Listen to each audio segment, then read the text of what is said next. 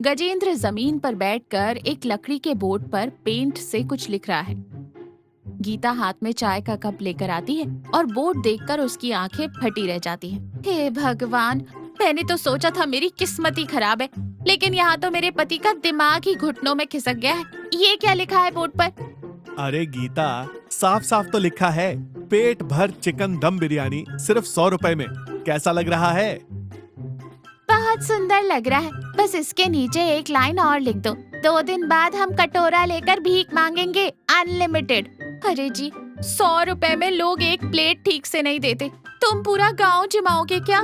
गीता, गांव के लोग दिन भर खेत में कमर तोड़ मेहनत करते हैं। कई बार 100 रुपए में उनका पेट आधा ही भरता है। मेरा मानना है कि अगर कोई मेरे ठेले पर आए तो डकार मार कर ही जाए, बरकत भगवान देगा। तू हिसाब मत कर। हाँ, मैं हिसाब क्यों करूँ? हिसाब तो मोहल्ले का बनिया करेगा जब हम उधार नहीं चुका पाएंगे। और फिर वो पैर पटक कर अंदर चली जाती है। गांव के बरगद के पेड़ के नीचे गजेंद्र का ठेला। गजेंद्र एक बड़े से पतीले के पास खड़ा है। बिरयानी की भाप उड़ रही है। भोला टहलता हुआ आता है और उसकी नजर बोर्ड पर पड़ती है। भोला आंखें मलते हुए कहता है, अरे गजेंद्र भाई, मेरी आंखों में मोतियाबिंद हो गया है या सच में अनलिमिटेड लिखा है 100 रुपए में? बिल्कुल सच है भोला भाई, जब तक पेट ना भरे खाते रहो। तो फिर लगा दे 1 प्लेट, आज तो मेरे पेट के सारे डायनासोर शांत होंगे। भोला खाना शुरू करता है। भोला बस हाथ से खाने का एक्शन कर रहा है और गजेंद्र मुस्कुराते हुए उसे देख रहा है। तभी राम खिलावन नाक सिकोड़ते हुए आते हैं। क्या रे गजेंद्र, 100 रुपए में अनलिमिटेड चिकन बिरयानी? सच सच बता, मुर्गा ही है ना, या रात के अंधेरे में कौवे कबूतर पकड़ कर उबाल दिए हैं? इतना सस्ता तो पानी भी नहीं मिलता आजकल। राम खिलावन भाई, खुद के हाथों से मसाले पीसे हैं, एक बार खाकर देखिए, स्वाद न आए तो पैसे मत देना। भोला मुंह में चावल भरते हुए कहता है, अरे खिलावन काका, चौथी प्लेट खा रहा हूँ। कौवा होता तो अब तक मेरे पेट में काव काव कर रहा होता। 1 नंबर माल है। राम खिलावन कंजूसी दिखाते हुए 100 का नोट निकालता है। ठीक है, दे 1 प्लेट, लेकिन अगर बोटियों में हड्डी ज्यादा हुई तो 20 रुपए काट लूंगा। दोनों छक कर खाते हैं। गजेंद्र खुशी से उन्हें परोसता है। गीता एक छोटी सी टीन की डिब्बी में सिक्के और नोट गिन रही है। गजेंद्र थका हुआ लेकिन चेहरे पर संतुष्टि लिए खटिया पर बैठा है। गीता गुस्से में डिब्बी पटकते हुए कहती है, हो गई तसल्ली, 15 लोगों ने खाना खाया और गले में सिर्फ 1500 रुपए आए हैं, जबकि मुर्गा और चावल ही 2500 का आता है। आज पहले ही दिन 1000 रुपए का घाटा।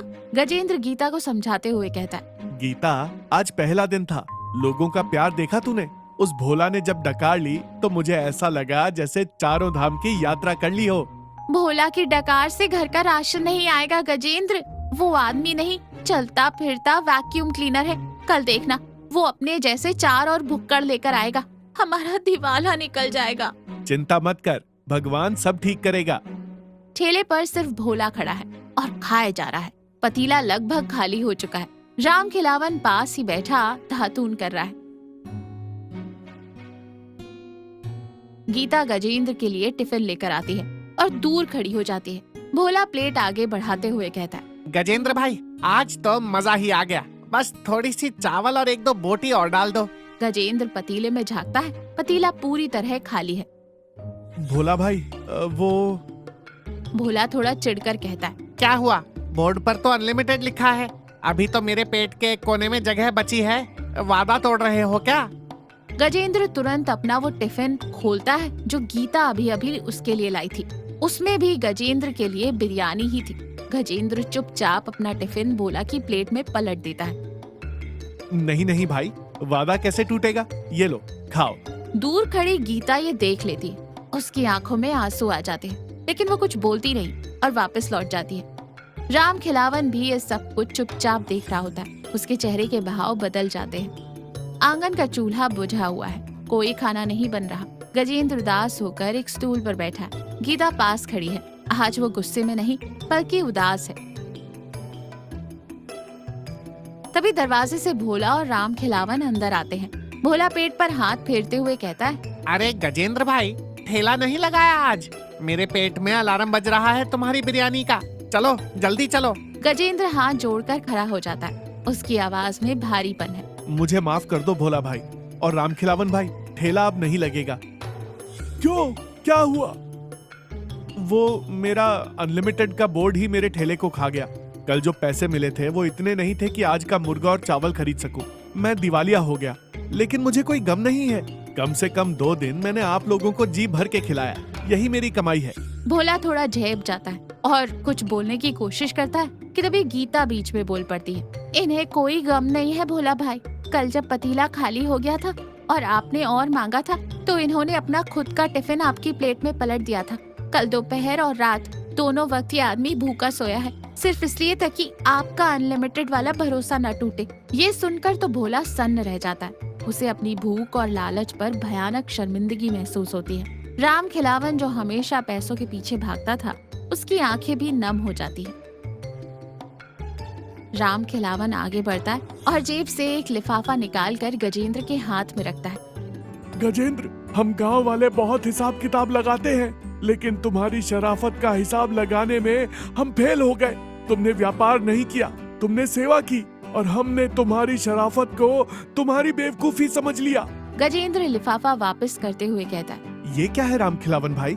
मैं खैरात नहीं लेता। रामखिलावन गजेंद्र का हाथ पकड़कर लिफाफा वापस थमा देता है। ये खैरात नहीं है मेरे भाई, ये उन प्लेटों की असली कीमत है जो हमने तुम्हारे अनलिमिटेड बोर्ड का फायदा उठाकर खाई थी। मैंने और भोला ने रात को बैठकर हिसाब लगाया।